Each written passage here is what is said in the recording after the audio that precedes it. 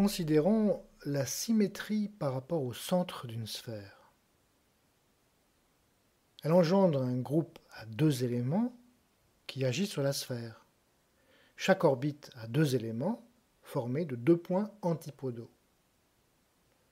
Considérons l'espace quotient, c'est-à-dire l'espace des paires de points antipodaux sur la sphère de dimension 2.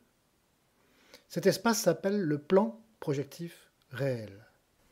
Comme on le voit sur le film, chaque fois qu'on écrit un mot sur la sphère de dimension 2, l'image de ce mot par la symétrie est un mot écrit à l'envers. La symétrie renverse l'orientation de la sphère de dimension 2. Le plan projectif réel n'est donc pas une surface orientable.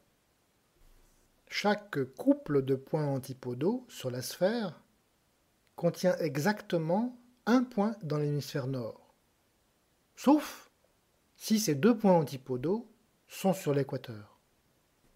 On peut donc dire que le plan projectif réel est obtenu à partir d'un disque en identifiant les paires de points diamétralement opposés sur son bord.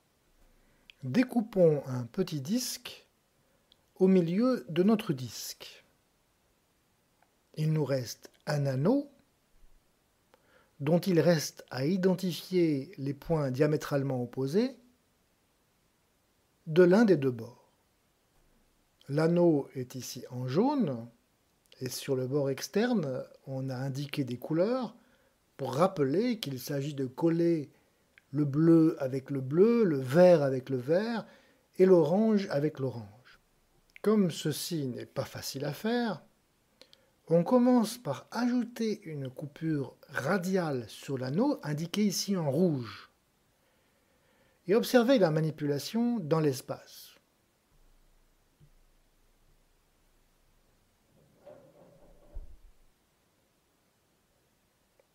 Vous voyez, le rectangle jaune se déforme dans l'espace, la coupure rouge fait un demi-tour, puis un tour complet, et finalement vient reprendre sa place là où elle était, mais observez que dans ce mouvement, le jaune vient avec le jaune, le vert avec le vert, l'orange avec l'orange, nous avons réussi à recoller les points diamétralement opposés de notre anneau.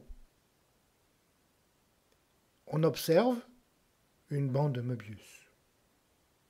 Nous venons donc de voir que lorsqu'on perce un disque dans un plan projectif, le résultat obtenu est une bande de Möbius.